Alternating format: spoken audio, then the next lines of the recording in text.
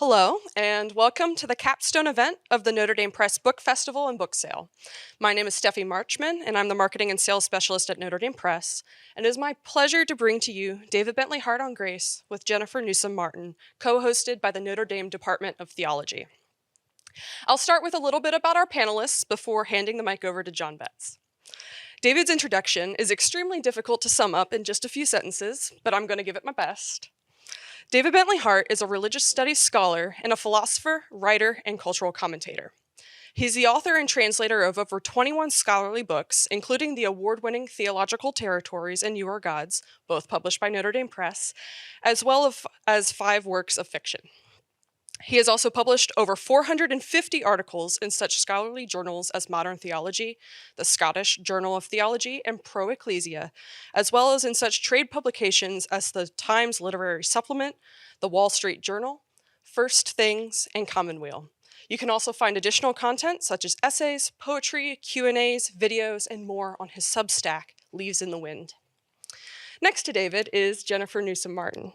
She is a Catholic systematic theologian with particular expertise in the thought of Hans Urs von Balthasar. Her first book, Hans Urs von Balthasar and the Critical Appropriation of Russian Religious Thought, was one of 10 winners internationally of the 2017 Manfred Lautenschlager Award for Theological Promise. She serves on the editorial board of Religion and Literature and on the University of Notre Dame Press Board, and has a history of leadership positions with the Hans Urs von Balthasar Consultation of the Catholic Theological Society of America and the steering committees for the Christian Systematic Theology Unit and the Eastern Orthodox Studies Unit in the American Academy of Religion. She also has a joint appointment in the Program of Liberal Studies at Notre Dame. Helping me introduce these two titans is John Betts. John is an associate professor at Notre Dame with a background in philosophy, theology, and German literature. His work is broadly engaged with German philosophy and theology from the 18th to the 20th century. He has extensive knowledge of both the work of David Bentley Hart and Jennifer Newsome Martin, and it is my pleasure to turn the mic over to him to further explore the significance of their work.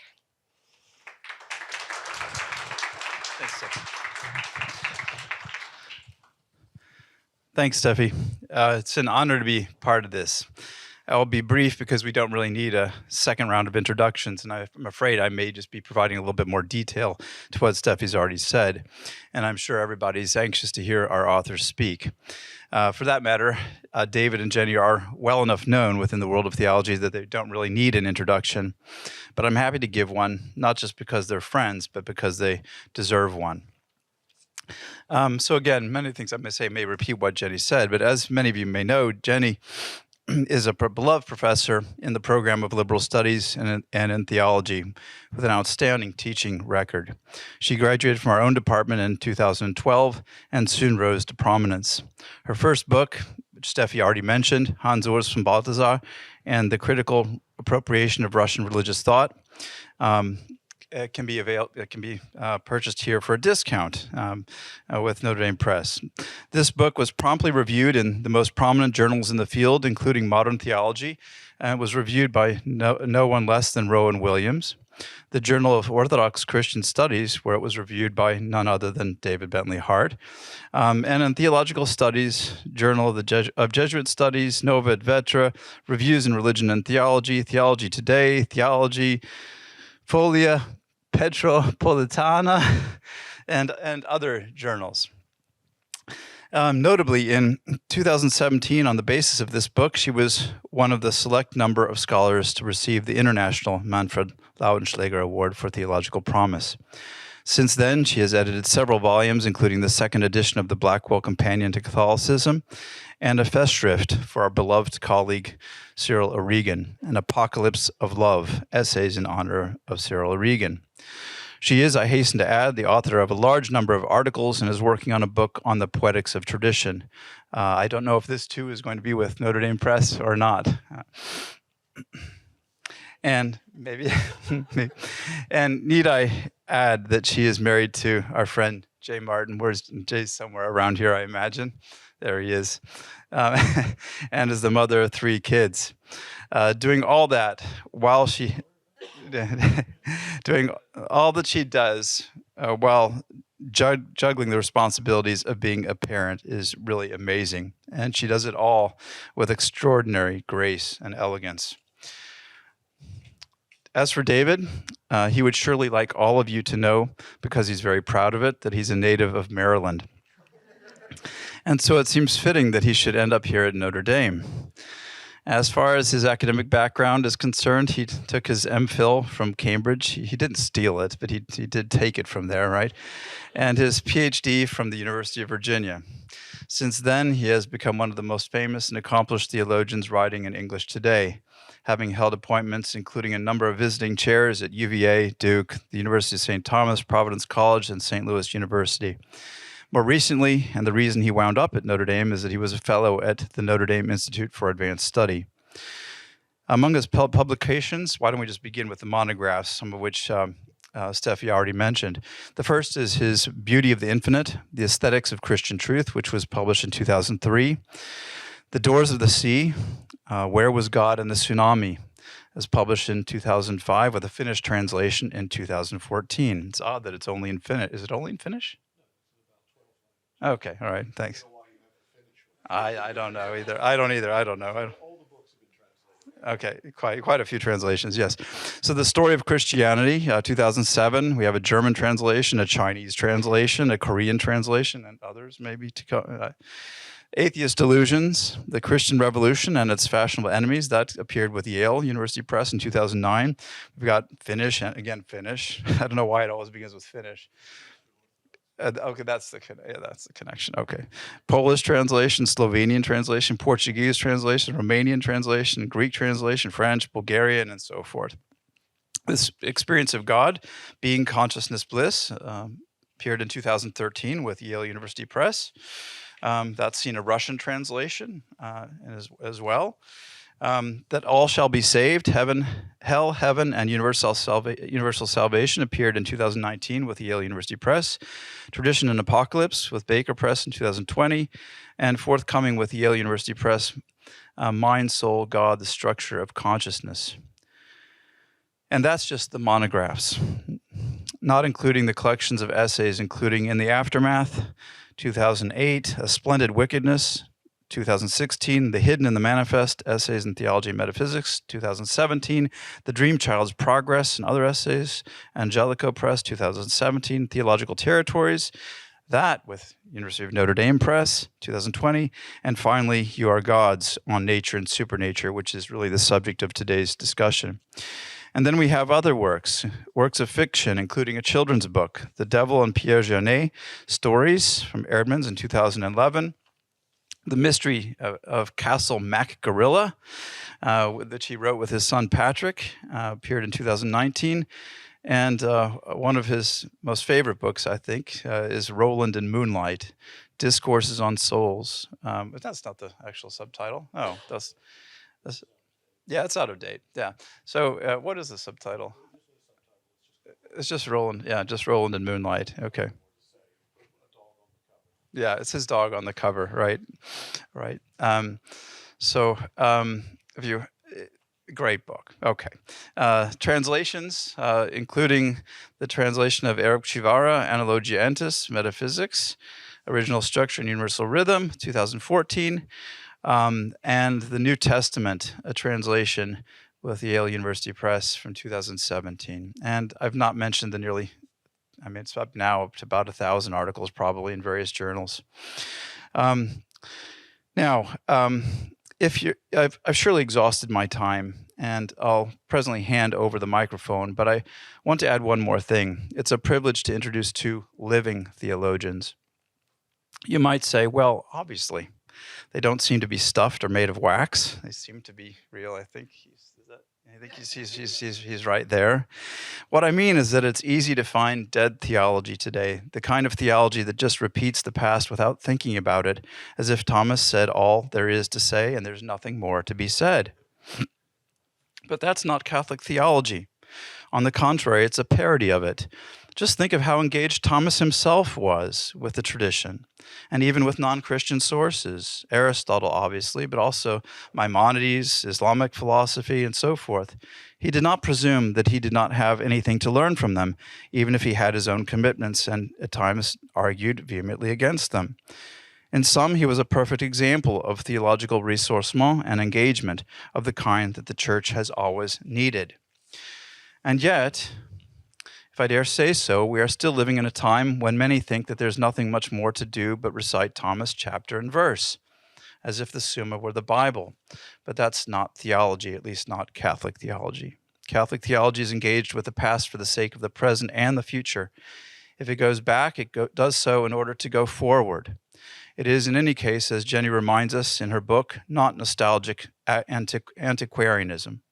Rather, as she says in the wonderful conclusion to her book, it is structurally open, fundamentally creative, resolutely brave, and certainly not precious. In a word, real theology is spiritual theology. It is alive with the Spirit of Christ and a willingness to engage the sources and one's contemporaries as the Spirit leads. Her own book, accordingly, is an attempt to follow Balthasar's lead and to theologize with a living spirit. In that spirit, please join me in welcoming our authors. I have no doubt that what they will say will be lively and engaging, as real theology ought to be.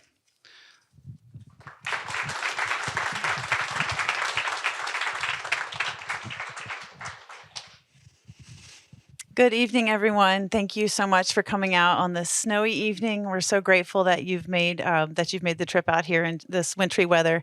I'm very grateful, of course, to the University of Notre Dame Press, particularly the marketing staff. Thank you for arranging this lovely event, and to David for agreeing to join us as the culminating event. It's a great honor. David and I share some affinities: dogs, Bob Dylan, the Russian Orthodox theologian Sergei Bulgakov, Swiss Catholic theologian Hans-Urs von Balthasar, though it is probably fair to say David leans more Bulgakov, while I lean more Balthasar. Can't be perfect. And tonight is actually not the first time that we have shared a stage together. 5 years or so ago, David was kind enough to serve as a respondent for a book panel at the American Academy of Religion on my monograph in 2017 at the AAR, in which he said some very kind and illuminating things, and also did the service of liking my book better than the other fellows that was being evaluated. So I came off looking pretty good. Some of that is in Theological Territories. There's a chapter based on that American Academy of Religion event, which is published here in Theological Territories. He also, as was mentioned, reviewed my book in print very favorably and kindly in the Journal of Orthodox Christian Studies. And all I've ever done for him was blurb Roland in Moonlight on the inside. But that's what sold it. That's what sold it. For the uninitiated, Roland is David's dog, who appears in that book as something like a wise bodhisattva reading Freud, dispensing wisdom about consciousness with equal measures of exasperation and magnanimity. He's a real character. So tonight, I hope to return some of the kindnesses David has shown to me with a discussion of some of the themes of grace and supernature, which emerged really perspicuously, I think, in his book, You Are Gods, on Nature and Supernature, which was published earlier this year in 2022 by the University of Notre Dame Press. We may not hew too closely to all 6 essays that are printed in this book, but we will raise questions that I think are at the heart of this collection of essays. The relationship between nature and grace, which inevitably opens out onto wider themes like the fundamental relationship between the divine and the human, what it is to be God, what it is to be a human being, and what, at the end of the day, is the difference, and all the myriad ways in which the rich doctrines of Christology and Trinity can come to bear on these questions. So I'll just jump right in with some hard-hitting questions, and then we'll let David respond in kind. Okay, so we'll begin. I read this book with great appreciation. Like all of David's books, it's written with a kind of lyrical panache and beauty. Some of the sentences really just stop you short because they're so beautiful. And it's provocative in the way that David's books are often provocative. So he describes grace, charis, as, quote, that which is at once that which is freely given, the delight taken in the gift, and the thanksgiving offered up for it. So I think from this and from other conversations that we've had in the rest of the book, I think that you see all things at once rather than divided into binaries or what you call dialectical contraries of nature and grace, or creation and deification, nature and supernature, firmly on team continuity rather than team disjunction, right? So, and at the risk of opening a can of worms, it is manifestly clear in this book and in other books that you dislike, even to the point of a visceral repulsion, so-called two-tier models of nature and supernature, which are sometimes associated with forms of Thomism and Neo-Thomism.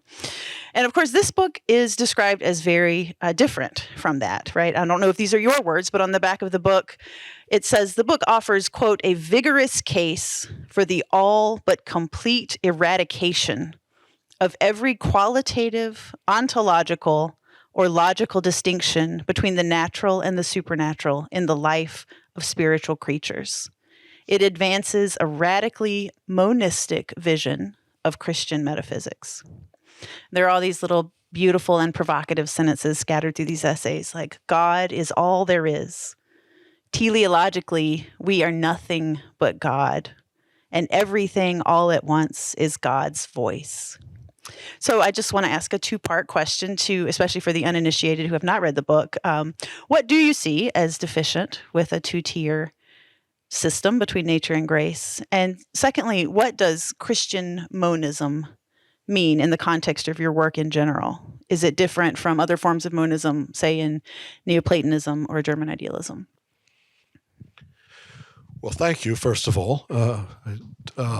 I too, well, can I just repeat all of Jenny's thanks to Notre Dame, to the press, and those who've gone to such trouble to arrange this. And my apologies in advance for a bit of roughness in my voice. The weather tends to exacerbate a certain lung condition, but I'm not dying. I'm just, and I'm not nearly as feeble as I sound. I'm every bit as stupid as I sound, but not nearly as feeble. Well, thanks for the question. What's deficient in the two-tier system? For those who don't know, there has been something of a revival in recent years of what I think it's fair to say that when most of us of a certain age began our theological educations was regarded as a spent rocket. This manualist Thomism, which had risen to not only a kind of prominence, but just on the eve of its eclipse, even a kind of dominance in Catholic theological language. But no sooner had it finally, after a few centuries of climbing the hill, reached the top than it began slipping down the other side again, and a generation of theologians and scholars arose who took issue with it and tried in its place to revive what they saw as a more patristic and perhaps even a more medieval view of matters. What this school is, I don't want to go into the explanation of why it became quite as extreme in its formulations as it did, but it came to assert that between the natural and the supernatural, there really is a difference of kind so radical that it's possible for the natural to rest content in its own end, even for rational creatures, meaning creatures created in the image of God nonetheless could achieve the fulfillment of their natures entirely in a natural context, and if God had so willed it, pass away into nothingness, and their nature would not have gone unfulfilled as a result, or potentially unfulfilled, whereas grace and the supernatural is a pure superposition upon this, that it's an entirely gracious superaddition, not in continuity with, but at the same time able somehow to perfect the nature that it supplemented. Now, the problem with this is, on the one hand, there are any number of simple logical problems of how you can really perfect a nature that's complete in itself with the supplement of something that is thoroughly other than that nature. What is actually being said there, and whether such a claim doesn't amount to saying that, in fact, supernature effectively eradicates nature under the form of an apparent perfection. But it also, the other problems with it would be that it's manifest nonsense, that a rational nature can exist satis in a natural end. Because a rational nature is nothing except, first of all, a transcendental desire for that which exceeds the natural, the true, the good, the beautiful, under their transcendental aspects. But those themselves can only be desirable to a rational nature because they are convertible with one another in the essence of God, which is the supreme good that draws the rational will to itself. The notion that a rational will can exist at all with anything but a desire for not simply a knowledge about, but the actual real communion with the divine nature makes an entire nonsense of the entire Christian heritage. And I'm hardly saying anything novel here. I mean, as I say, there was a generation of scholars, first and foremost in the Catholic world, the greatest Catholic philosopher of the last 3 centuries, Maurice Blondel. And then Henri de Lubac, who is not as proficient a metaphysician as Blondel, but who nonetheless recognized that this entire tradition was an aberration within the larger patristic and medieval heritage of Catholicism, which admittedly isn't an emotional concern for me. I'm not Catholic, so but nonetheless, he's right. And to my mind, also, there are any number of dubious moral attachments to it as well. We see this now. Part of the revival of this sort of two-tier Thomism has been not accidentally associated with a new kind of authoritarian political stance that regards the natural as, in its own terms, subject to a certain kind of coercion because it doesn't have a natural orientation to or openness to grace except as a superaddition. And therefore, in its own terms, it becomes a kind of having its own ends. Those ends quite often have to be dealt with in relation to the order of spiritual authority in terms of a coercive politics.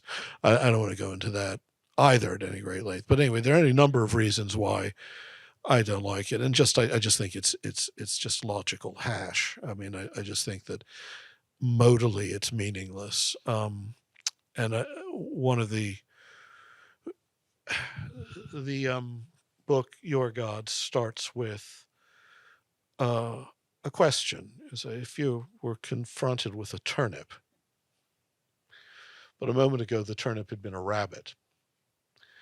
And I don't mean that the turnip was that this is a feat of legerdemain, and I managed to exchange the rabbit for a turnip.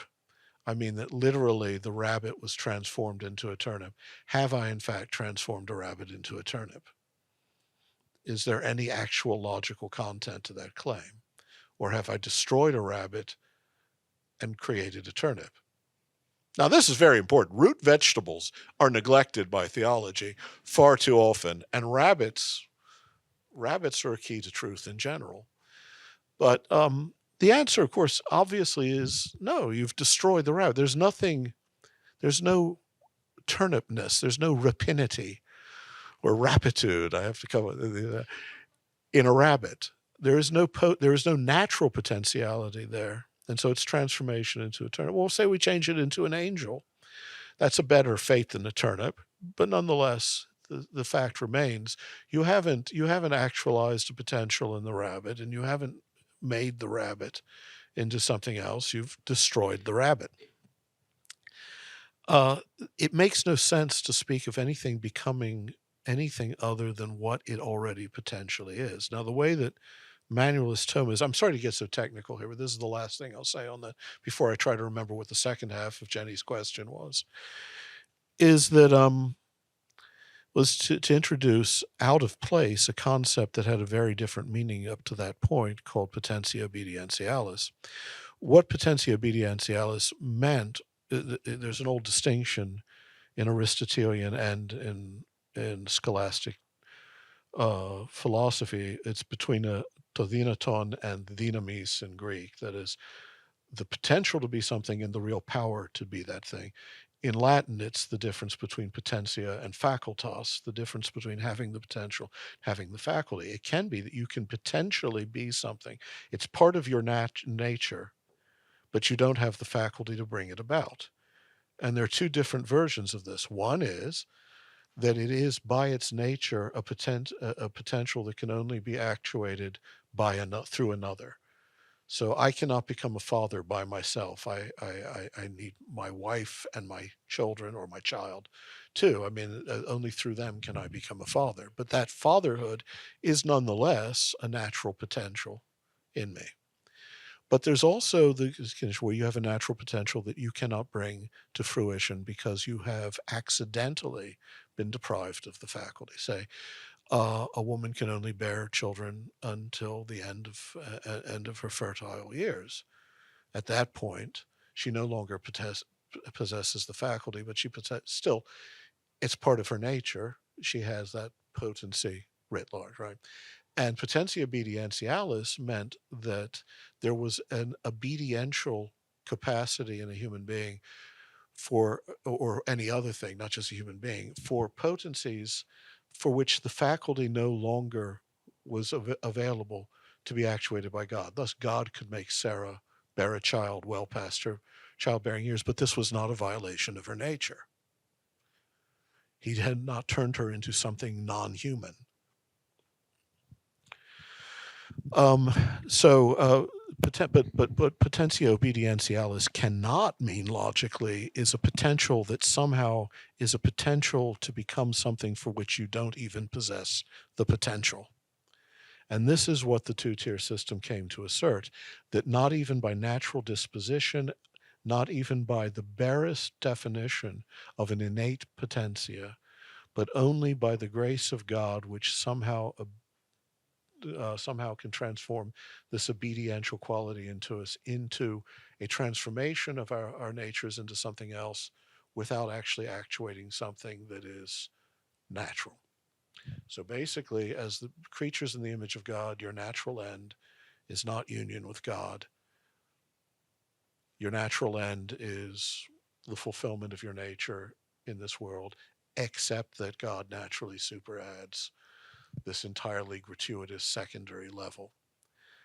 To me, that's all gibberish. Anyone who thinks that was a well worked out theology is deceiving himself, usually himself. Most of these unpleasant Thomists are men. Women are too bright. So anyway, yes, that were my problems with it. I'm sorry to take so long. Not at all. It's just the terminology might be obscure. Yes, it's very helpful. Thank you. I'll remind us all of, so I get nervous when I hear monism, and I don't, so I just want to, I'm all in with this idea of this idea that nature is sort of intrinsically related to grace or ordered this way naturally. We have a desire for the beatific vision or for beatitude. But I just, someone who's uninitiated to the book might say, well, there are some places, especially in the chiasmus essay, which was my very favorite, I think, and that was very lyrical and it was very beautifully done.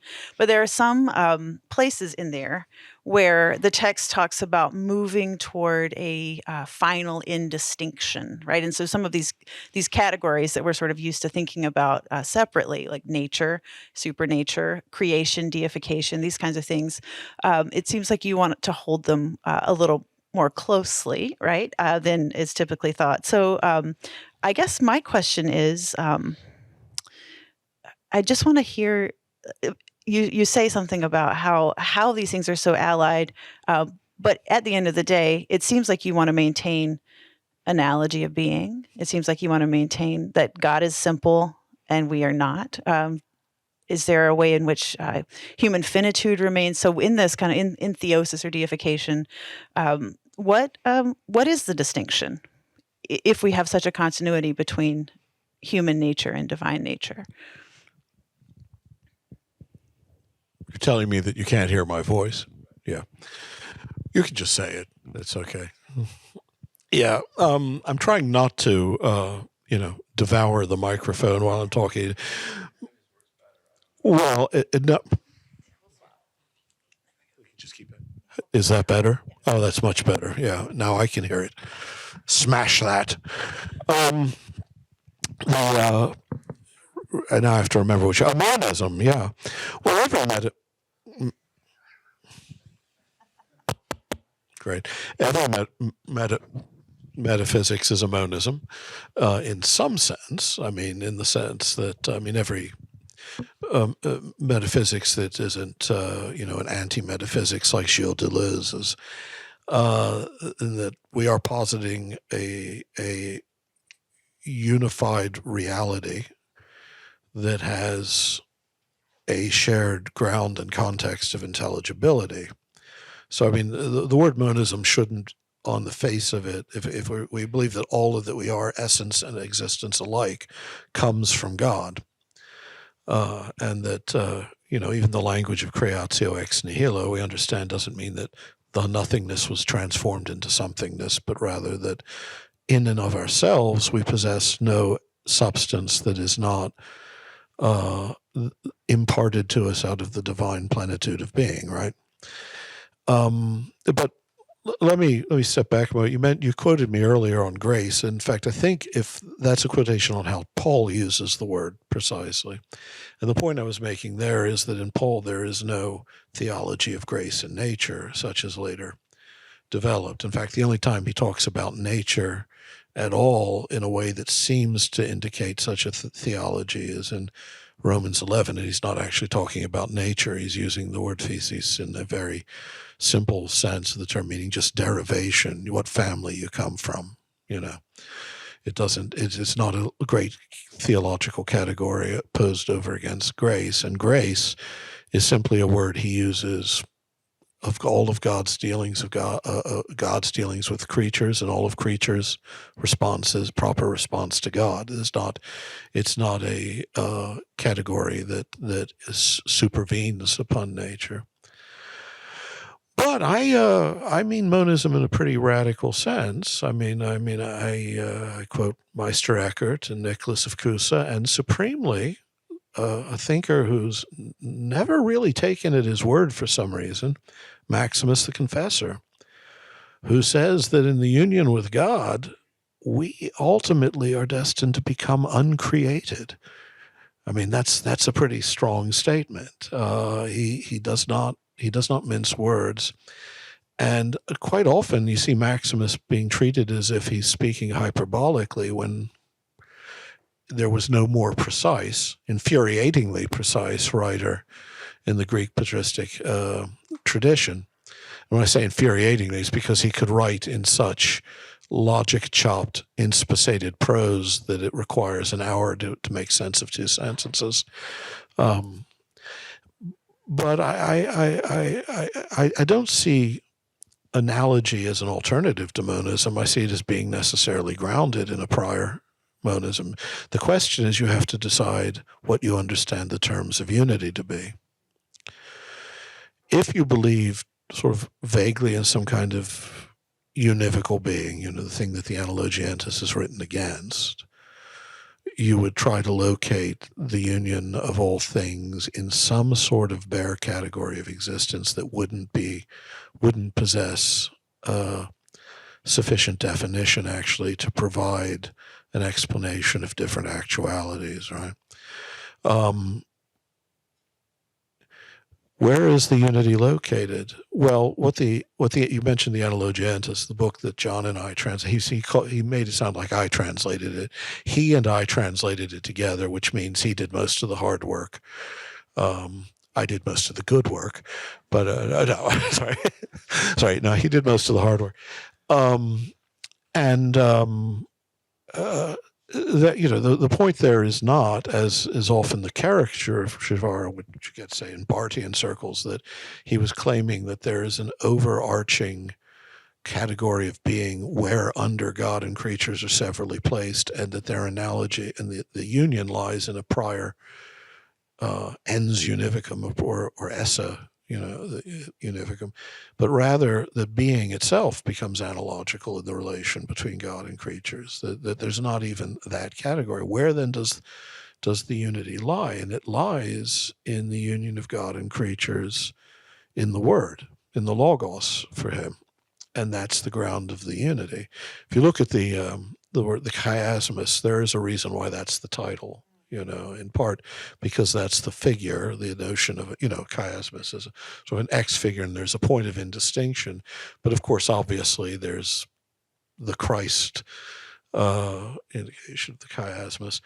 And where is that point of indistinction located? Now, to my mind, there are different ways in which you go, but it's a Christological monism in Christian thought, surely, right? That there is from everlasting already in Christ the oneness of God in his own nature and God as becoming God in creatures.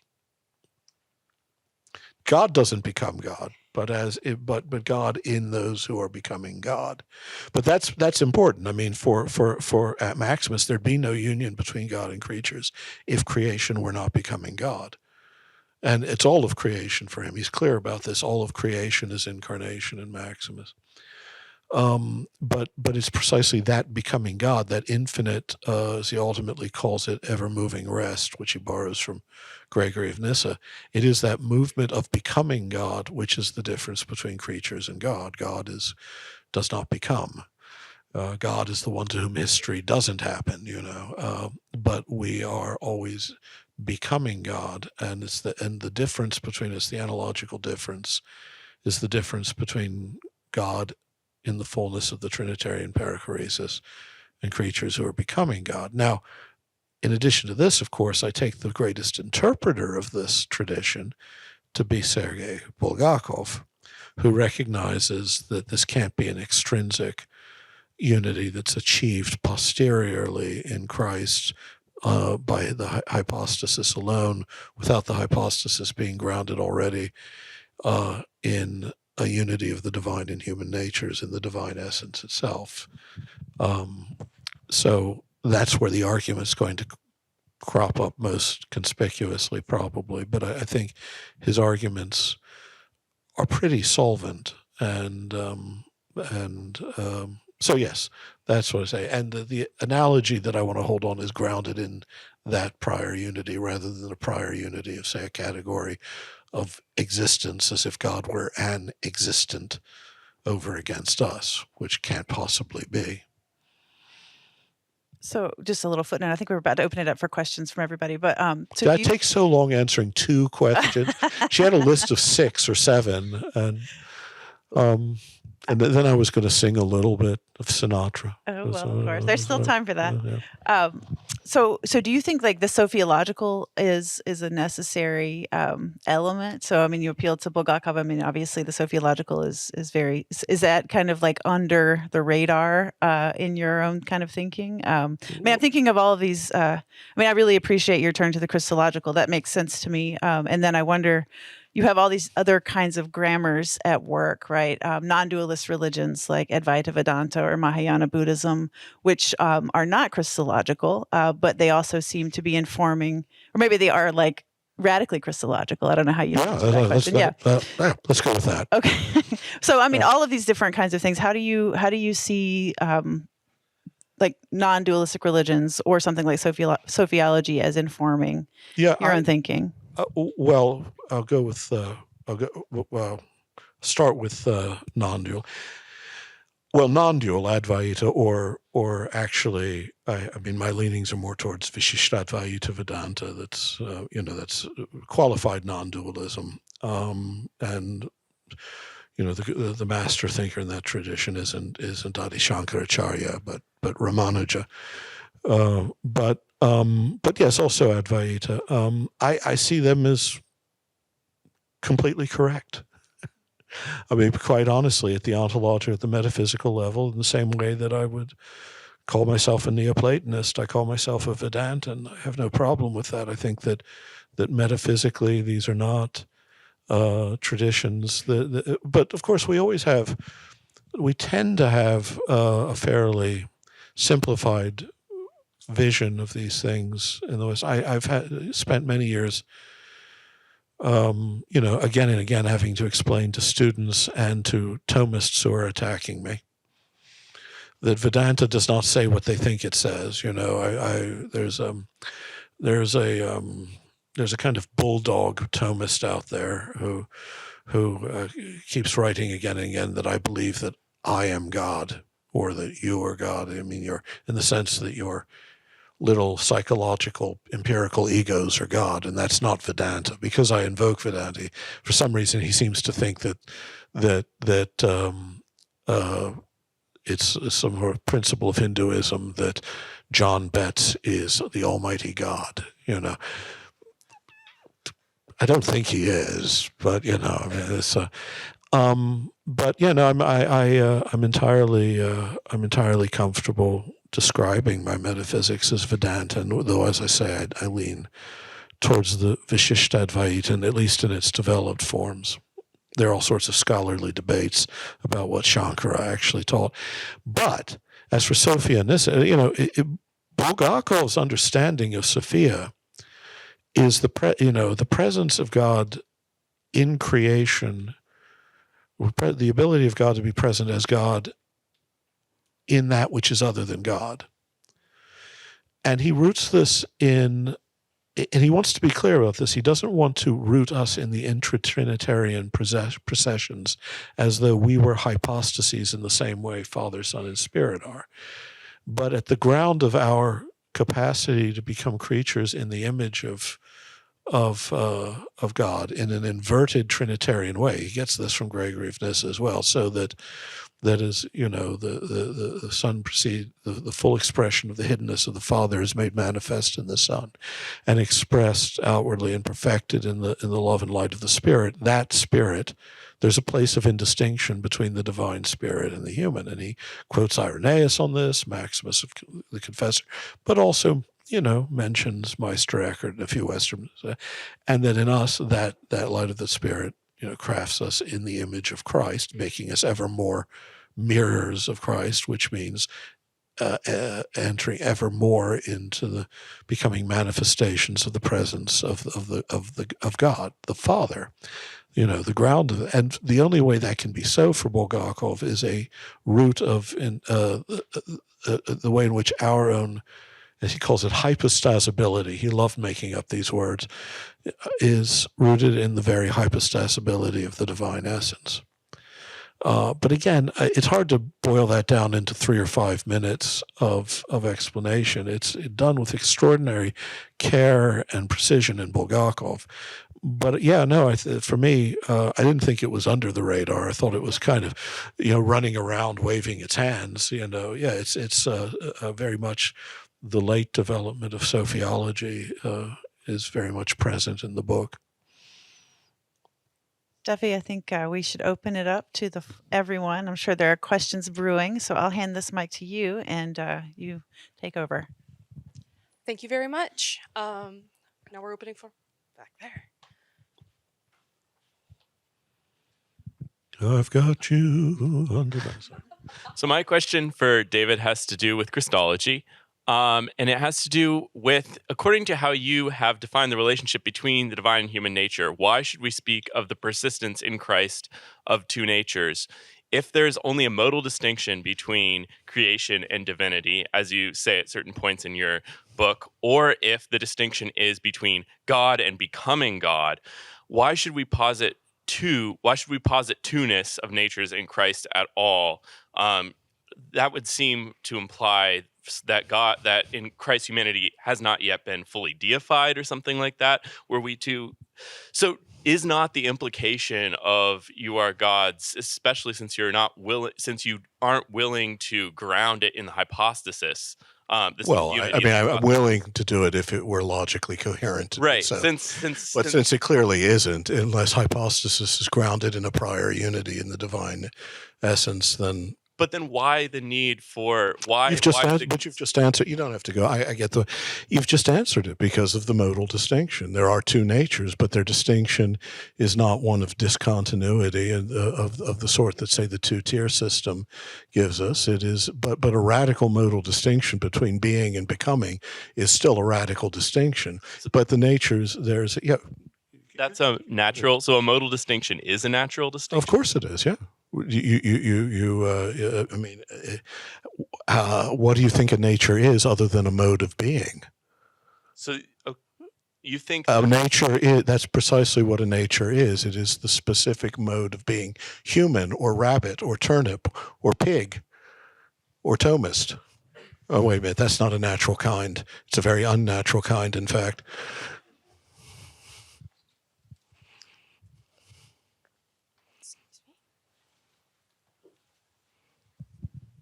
So this is a question for David. I mean, the theology gets very deep, but say, how does this illuminate the gospel as good news? I mean, how does understanding your perspective, sort of flesh out what is the good news? Somebody said, well, why should I care? I don't know. No, no. I mean, this is theology for. I mean, I'll be quite honest. I mean, you'd have to tell me. It's philosophical theology, so yeah, it's going to have a limited realm. But people who choose to study theology might be better at translating it into I mean, at times, I mean, if you read it and you find something in it that moves the heart, then that's good. But that's not really my primary concern. First, I'm trying to see if any of this is coherent and what it's actually saying and how radical the claims are.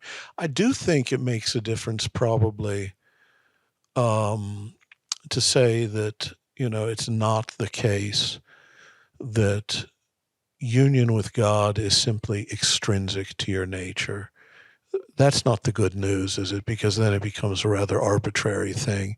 God might as well have turned you to dust, or in the grand tradition of these things, predestined you not to receive efficacious grace, since you don't have in your nature the possibility of anything apart from that efficacious grace. He could have consigned you to hell. I think maybe there's something there, but on the whole, it's not. I don't think it's theology for preaching, except in the case of those really ingenious theologians who know how to transform speculative theology into evangelical proclamation. I don't have a great gift for that. That's why I don't have a collar, Well, I have a collar, but you know what I mean. Yeah. Thank you. Yeah.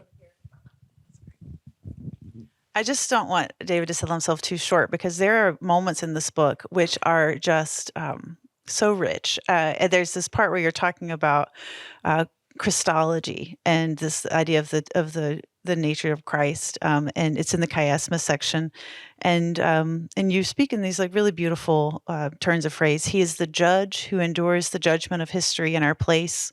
He is the judge who will judge all of history. He is both the anarchist and communist rebel and agitator and religious reformer, the peasant or child of the despised artisanal class who has no place to lay his head, who is constantly struggling against the injustice and cruelty of all the orders of power and privilege governing this world, even though he is defenseless against them in his flesh, and also the Lord and King of invincible power, overthrowing the celestial rulers and thrones and dominions and principalities, shattering the household of Hades, in himself the presence of the kingdom now, the one who rests his head forever on the breast of the Father, and who is so mighty that no one can take his life from him, for he alone both freely lays it down and takes it up again. Right? I mean, that's not pastoral, to be fair. Well, I'm a brilliant writer. Yeah. No. I mean, it's also the case, though, that I think what you were asking was, how do you take the speculative core and I have to rely on others. I think there are others who have a better gift for that. I have a gift for certain rhetorical gifts. I'm not going to deny that, but there are people who can really translate it into immediate pastoral, translate things into immediate pastoral care with a kind of genius that, alas, I'm lacking. Other questions? All right. Excuse me as I run from the camera. That's all right. It creates an action scene. Sorry, who just raised it?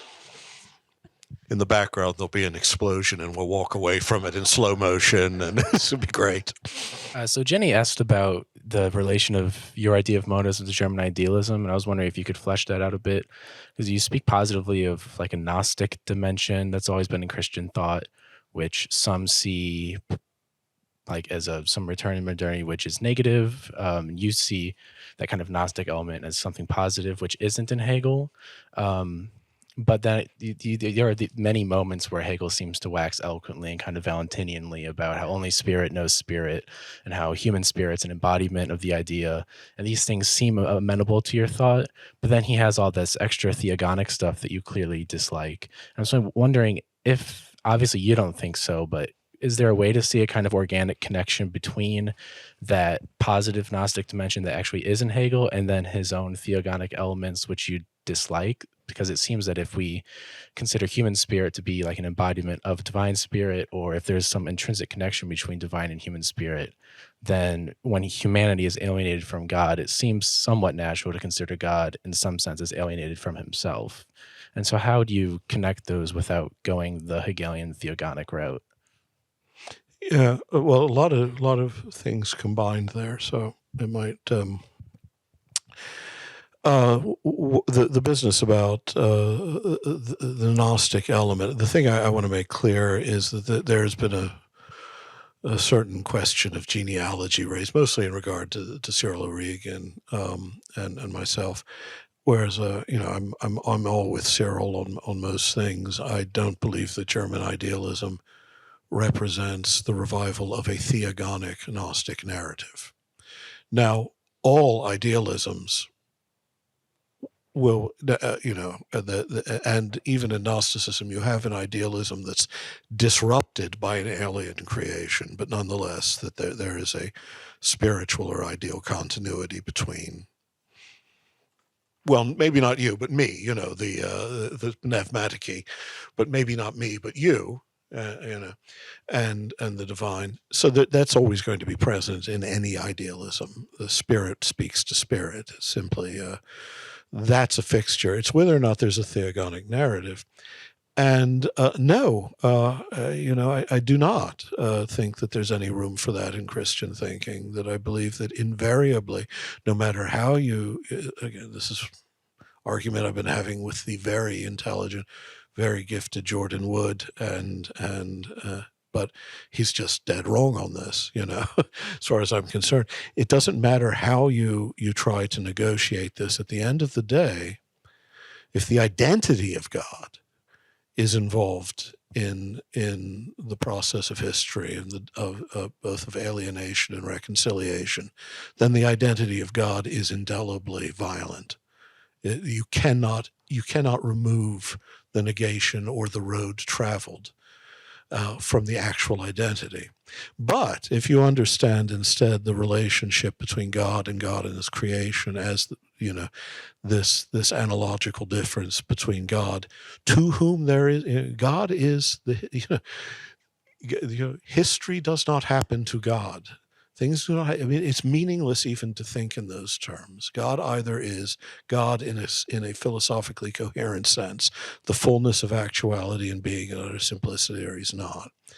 No matter how many dramatic and exciting episodes we try to add to that story, if we lose sight of that, then we're just talking nonsense. God is history is the history of nothing happening, which is to say, it is the happening of the nothing that's being overcome in creation. And the end of history is to be history no more. And that's the ground of the relationship. The notion that God becomes this, and this, by the way, is the issue of the genealogy, where I disagree with O'Regan again, who's brilliant and subtle. So I don't want to oversimplify this. Is that he does pick up on a narrative that entered German scholarship under Bauer and Neander and others that tried to find a kind of subterranean secret relation between Gnosticism and German idealism. And in that there was, inserted a kind of theogonic narrative of the kind you find in Jakob Böhme. It's just that did not exist in the ancient so-called Gnostic schools. That's a misunderstanding. That's a confusion of what's being talked about when you have schools that talk about the divine pleroma. What I've defended Gnosticism against are the claims that there's no such thing as Gnosticism as such. I don't defend any of these schools all the way through, but what I defend them against are the attacks on those aspects of their thought that are actually just Pauline and Johannine Christianity. They simply are. I mean, for all of you who are interested in the history of Gnosticism, the best book was written by Simone Pétremont. Read that. And I don't have to say anything more about that. But no, for myself, no, there can never be a reconciliation between what I understand to be the Christian story and the way it's inflected in Hegel. I believe we have time for one more question. I saw a hand. Oh my goodness, excuse me.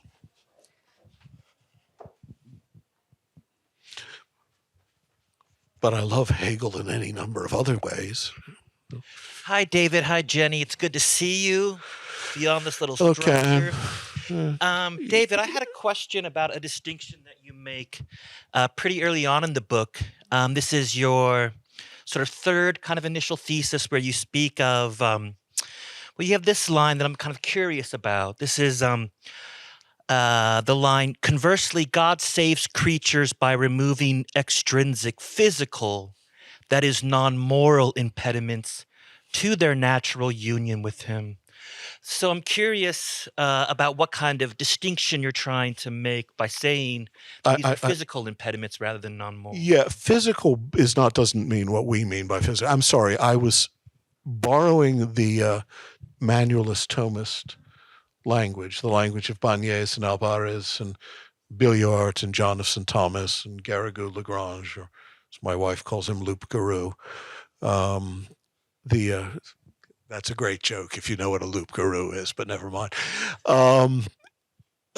Physical there just means not there. There's a whole tradition of saying that God in this two-tier system is that God predestines those whom he wills to save morally as a moral cause of their love for the good with the super addition of a lumen gloriae to their nature. But he's not guilty for leading the wicked astray, even though he is predestined that they will not receive this sole sufficient efficacious means of grace, because he does not morally cause them to do evil.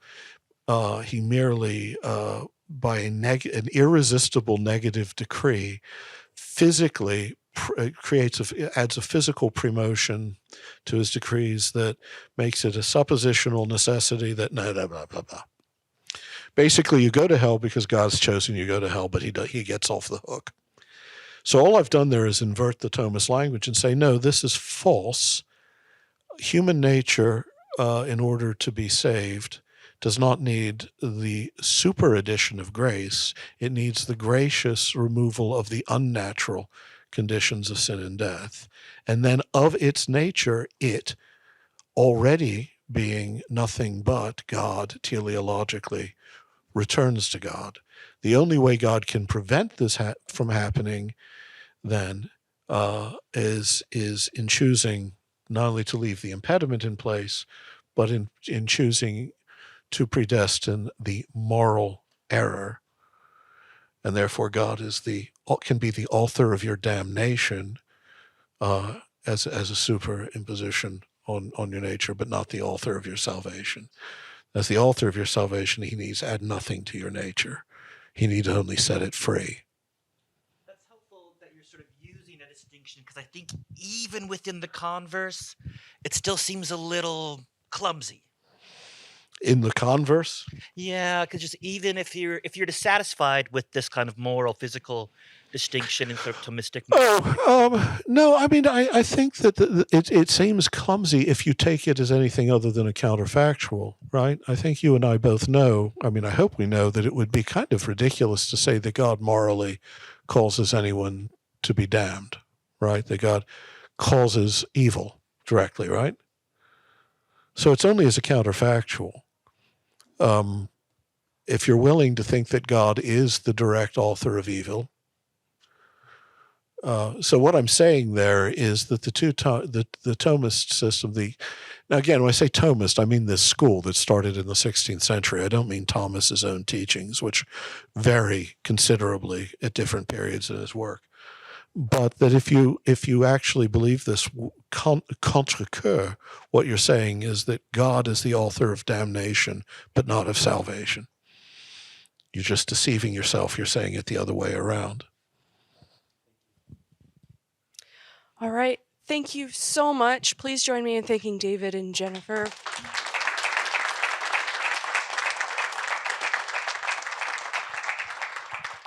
And we do have some of their books available, and I'm sure they would love to hear how wonderful they are.